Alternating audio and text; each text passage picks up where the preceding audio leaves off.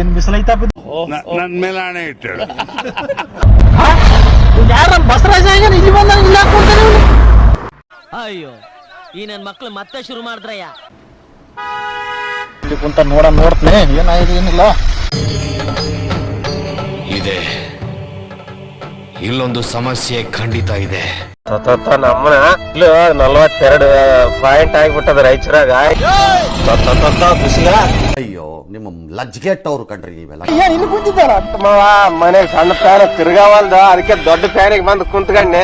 ಒಂದು ತಿರುಗುತ್ತದ ಒಂದು ತಿರ್ಗಾವಲ್ದ ಮಾವ. ದೇವ್ರು ನಿಂಗೆ ಒಳ್ಳೇದ್ ಮಾಡ್ತದ. ನಿನ್ ಜನ್ಮಕ್ಕೆ ಹೋಗು.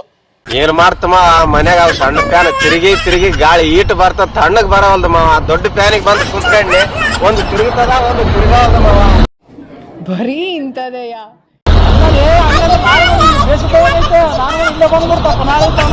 ಮಾಡ್ಬಿಡ ಮನೆಗೆ ಹೇಳ್ಬೇಡಪ್ಪ.